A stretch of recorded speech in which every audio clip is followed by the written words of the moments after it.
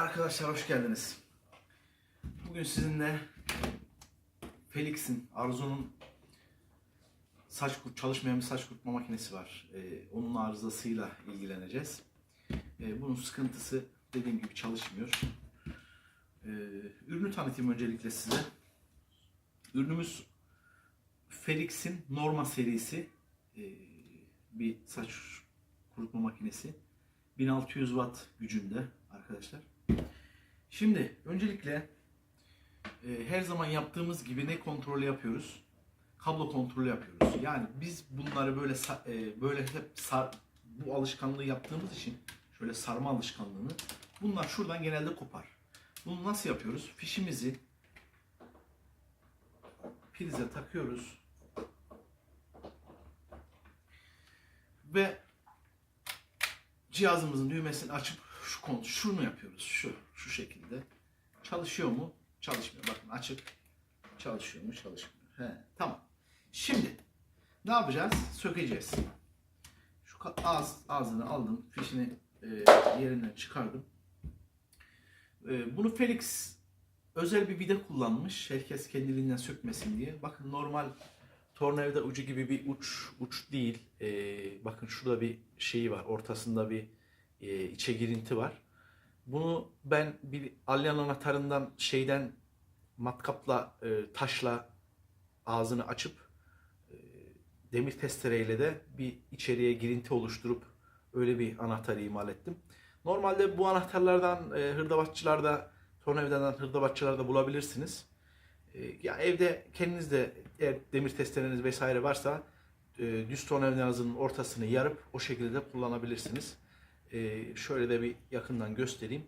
Şu vaziyette bir tornavida ucu gerekir bunu sökmek için. Hadi hemen başlayalım. Şurada iki tane bunun civatası var arkadaşlar. Şöyle de göstereyim. İki tane civatayı tam şeyine denk getirip yerine denk getirip söküyorum.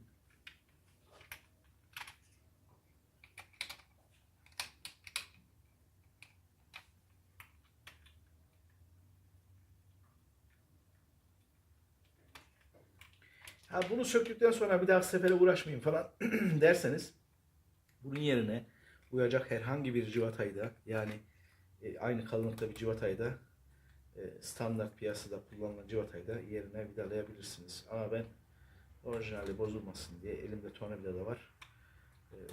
Gerek görmüyorum. Şimdi alyanla olunca tabii bizi zorluyor. Bakın hemen şeylerini de şöyle size göstereyim. Görüyor musunuz şu ağzı? Şu vaziyette bir tornavida ucu vida kafası kullanmışlar arkadaşlar. Yani bu da ona uydurduğum ağız şu vaziyette de buna geçip rahatlıkla çeviriyoruz. Evet. İki tane vidamızı koydum.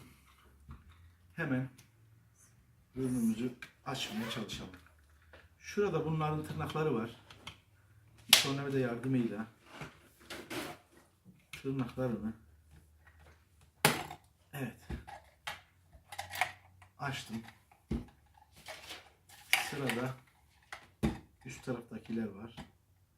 Tırnakları da açarken kırmamaya özen gösterelim. Yani tırnağın yönünü takip edelim. Ona göre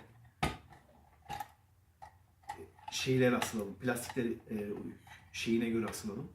Yönüne göre asılalım ki tırnaklar kırılmasın. Öncelikle şu kapak ikisi şu gövde birbirine geçtikten sonra şu üstten geçiyor. Önce şunu almamız lazımdı. Boşuna zorlama yapmayalım. Çünkü bu tutuyor. Evet görüyorsunuz bakın şurada 2, 3, 4, 5, 6 tane tırnağı var. Şimdi şu tarafına çevirdim. Sökerken de takip edelim neyi nerede nasıl söküyoruz diye. Evet. Şu ön şeyini de filtresini de aldım. Evet. Şimdi arkadaşlar öncelikle ne yapıyoruz? Kontrol ediyoruz. Hemen bir tane ölçü aletimizle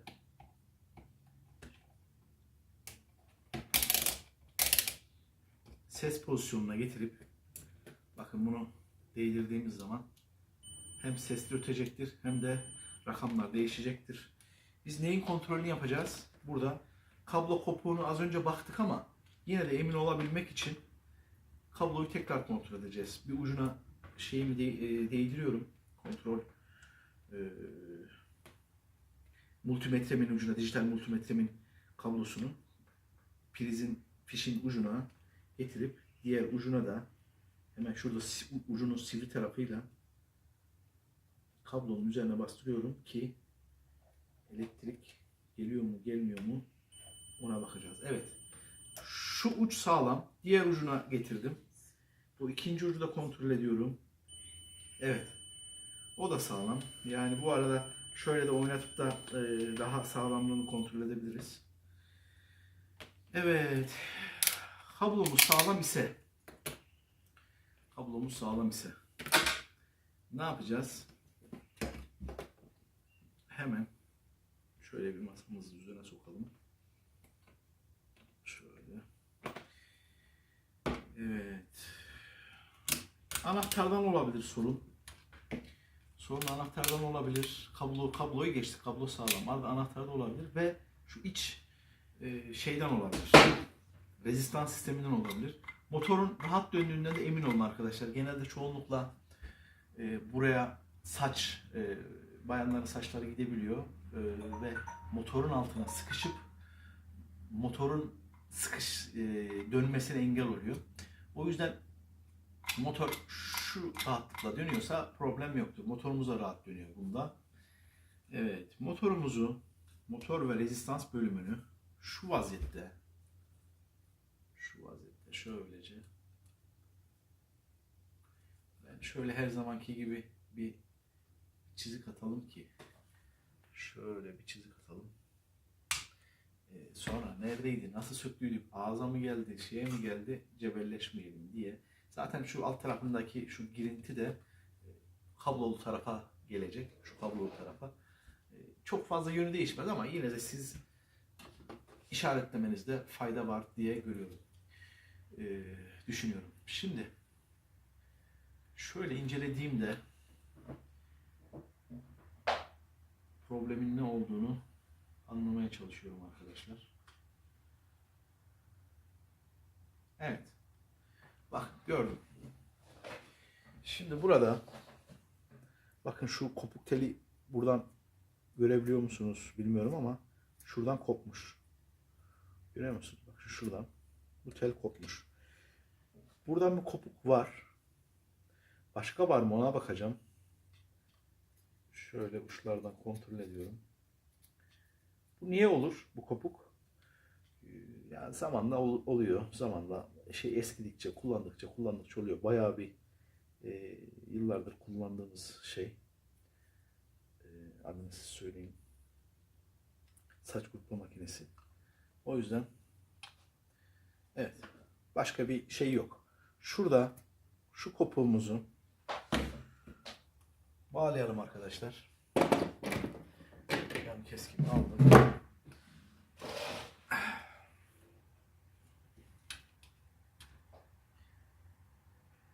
Bunun ucunu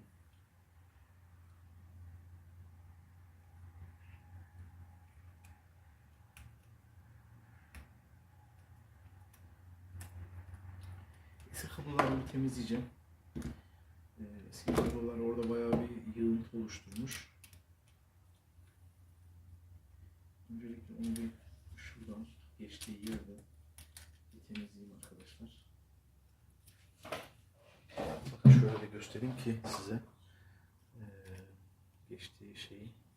Şurada bir perçim gibi yer var. Yani elektriğin aldığı, şuradaki platinden elektriğinin aldığı. Buradaki platin ne işe yarar? Şöyle gözüküyor mu? Buradaki platin makinenin arkasını ya da önünü kapattığınız zaman rezistansın yanmasına engel olmak için devreyi kesen bir termostat gibi bir şey yani arkadaşlar bu.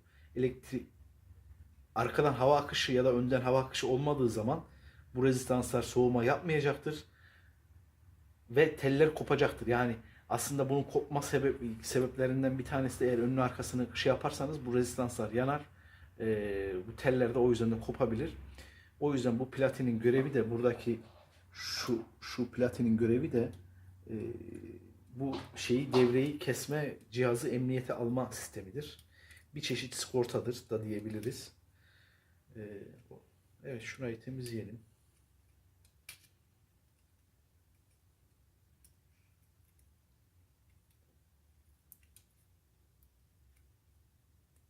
Şunu bir temizleyeyim, ben devam edeyim arkadaşlar.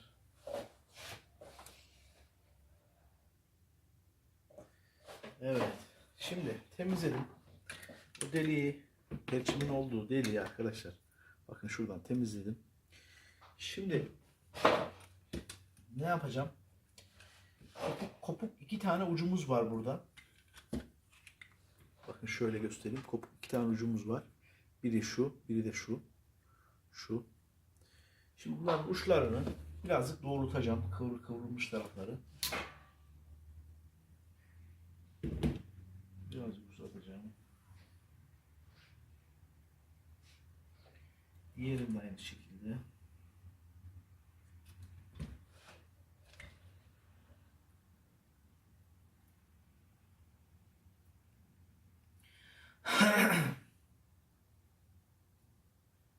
Ardına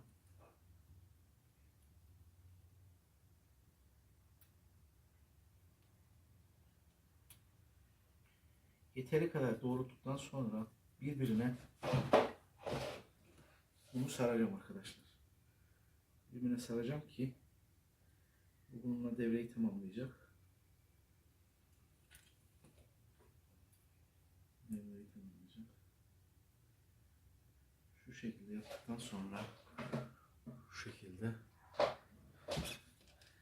bunu sarmaya başlayacağım.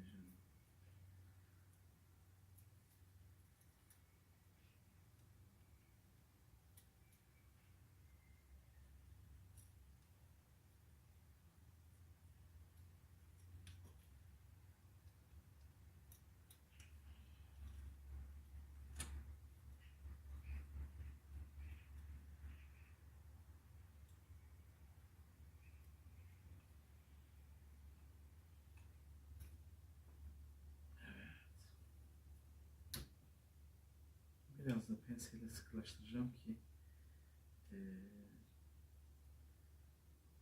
iyi temas alsın diye.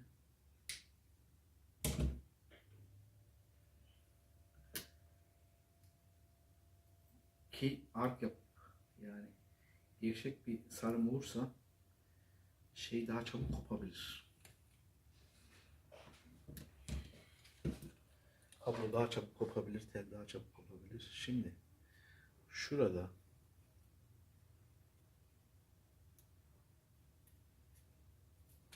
ne yapıyorum? Şunun ucunu ince teli biraz deforme yaptık ama yapacak bir şey yok. Şu delikten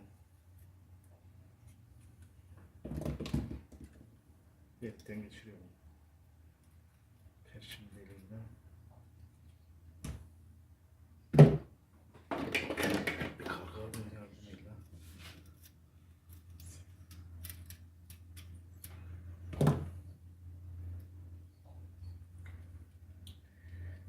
ucunu asıldım.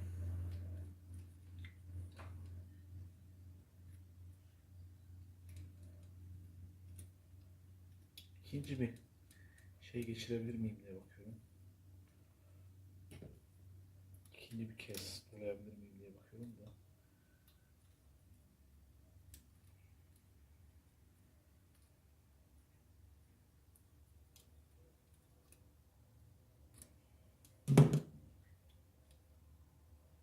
Evet, şunu güzelce bağlayacağım. Devam ediyorum.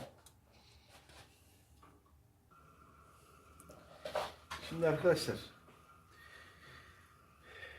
kabloları geçirdim. 2-3 tur attım perşinin üstüne. 2 tur attırdım. Ve ardına bir tane bakır telin ucunu incecik şekilde incelttim ve o şu deliğin içine soktum. Neden soktum? Şey olsun diye. Kabloları sert bir şekilde gevşek kalmasın diye, sıkıştırsın diye onu oraya soktum. Şimdi onu bir şekilde kesmem lazım oradan. Yan keskinin yardımıyla diğer kabloya zarar vermeden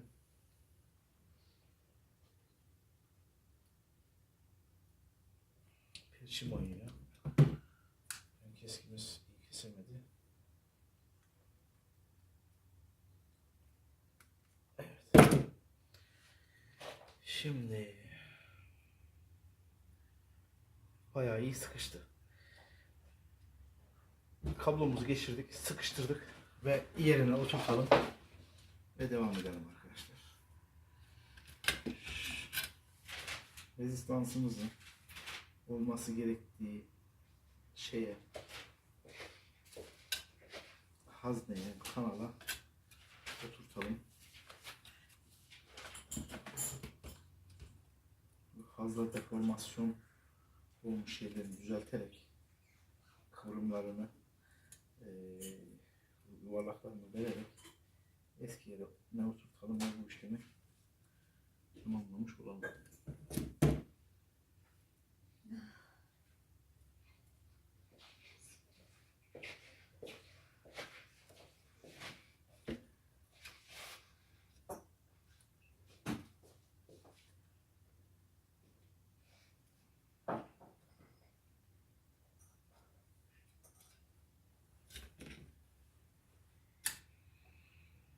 Kıvrımlarını düzeltmeye çalışıyorum arkadaşlar. Kıvrımlarını biraz deforme yaptığımı söyledim. Kıvrımlarını şöyle birbirine yaklaştırarak, yani normalde şey olduğu için biraz uzatma yaptık ya, uzatma yapınca ister istemez bu kıvrımlar biraz açıldı. Açılsın, sorun yok. Düzelteceğiz.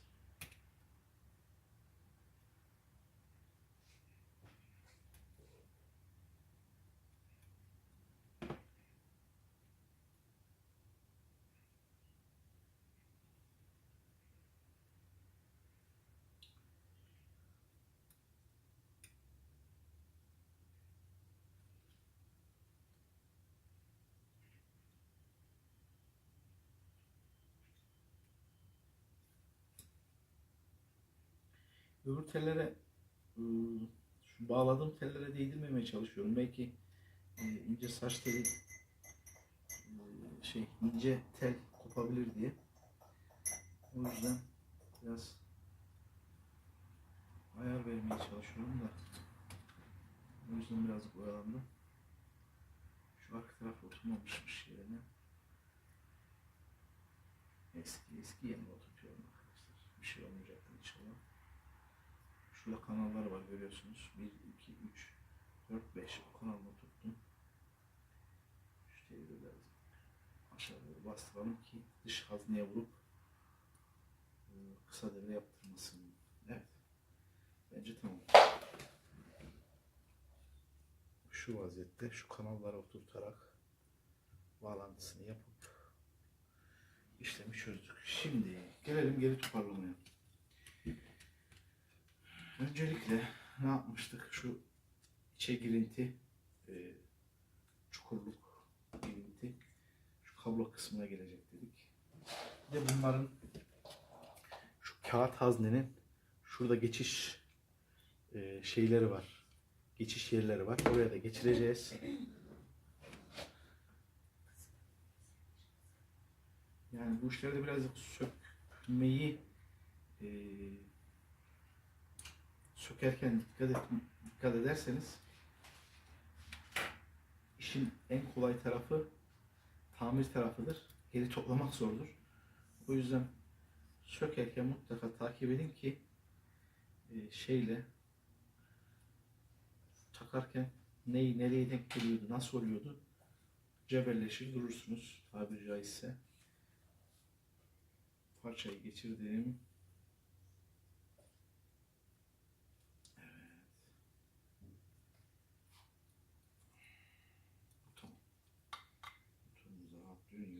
Deneyelim mi? Deneyelim. Hemen kapatmadan belki çalışmaz. Deneyelim. Şu parça da şöyle birazcık dönecektir. Biraz tutalım. Bu arada her zaman söylediğim gibi bu iş, elektrik işi,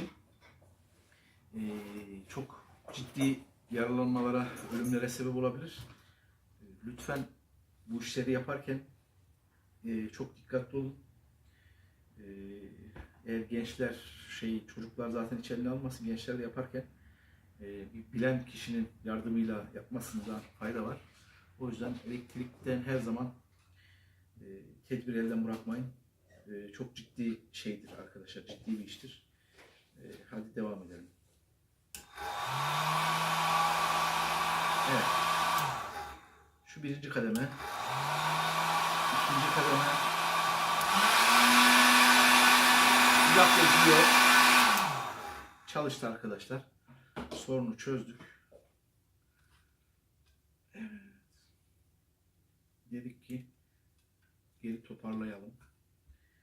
Fişimizi çekmeyi asla unutmayalım toparlarken. Bir elektrik kapılmasına maruz kalmayalım.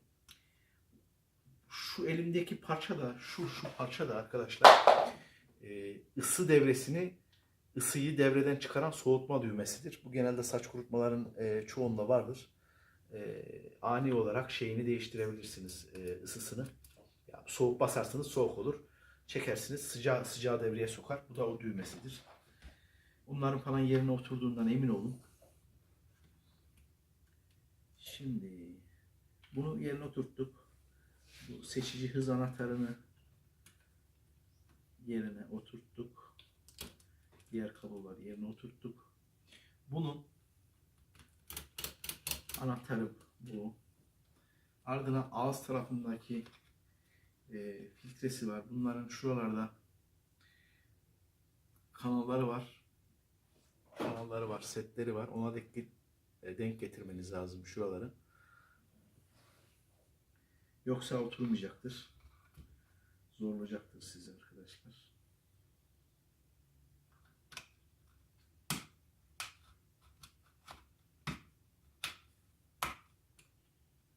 Evet, görüyor musun? Tık diye oturdu.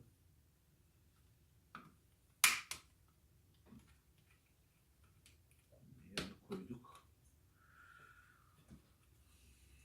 Şimdi bunu alalım.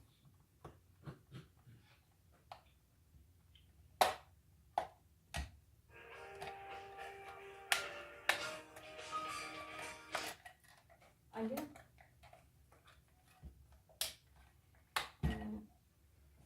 Mustafa. İş yerindeyim. Haber bekliyorum. Arkadaşlar şu şey beni birazcık uğraştırdı. Oturmadı yerine. Bakın şurada bir girintileri var. Şurada girintileri var. Şurada da çıkıntıları var. Tam buradaki yerine gelecek ki kapak oturabilsin. Bakın şurada şöyle göstereyim. Şuralara giriyor bakın. Kasadaki, gövdedeki çıkıntı şu parçadaki girintiye geçmesi lazım ki otursun, yoksa oturmuyor. Hadi devam edelim.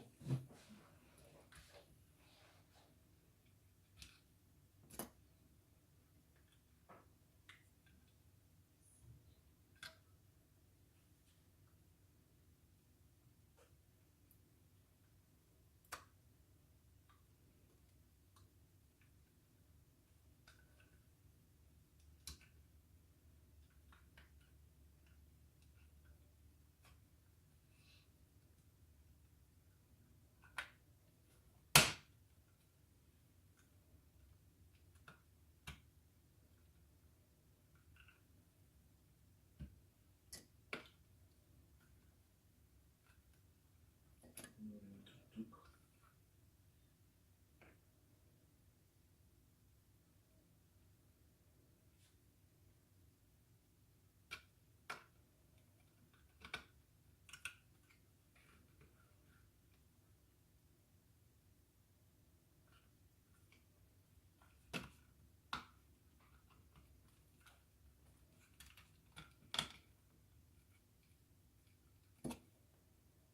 Dediğim yerlere geçti mi? Bence geçti.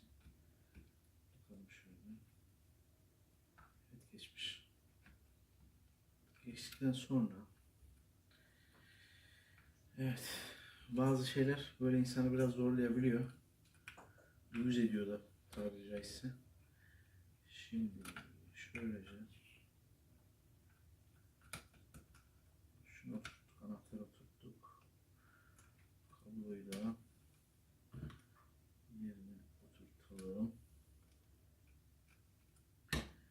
Ardından da ya Allah bismillah diyelim. Şu kafamızı oturtalım.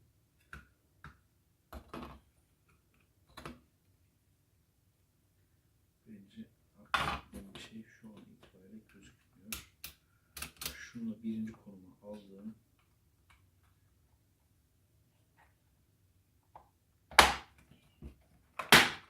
Evet.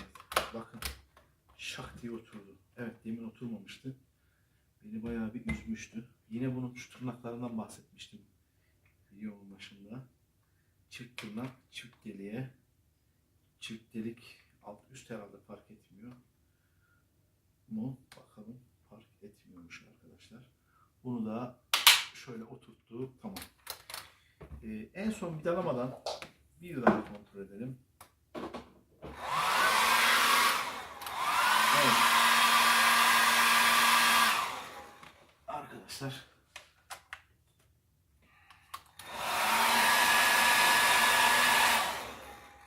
Tamam, ısıtıyor. Şimdi vidamızla vidalayalım. Şu iki tanesini de aynı yere güzelce vidalayalım. Şu kısımdan şöylece kendi imal ettiğimiz tornavidayla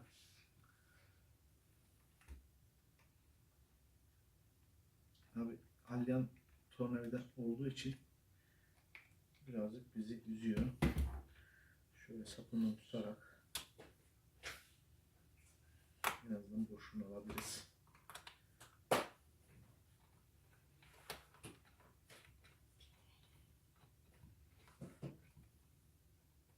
Evet.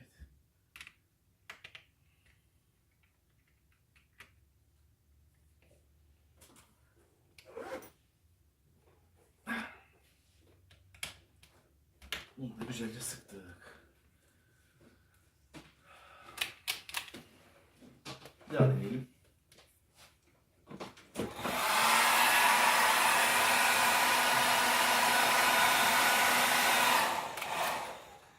Arkadaşlar, bir sorunu da böylelikle halletmiş olduk. Umarım yararlanırsınız, istifade edersiniz videolarımızdan. Bizi izlediğiniz için teşekkür ediyoruz. Bir dahaki arızalı bir üründe görüşmek üzere. Kendinize iyi bakın.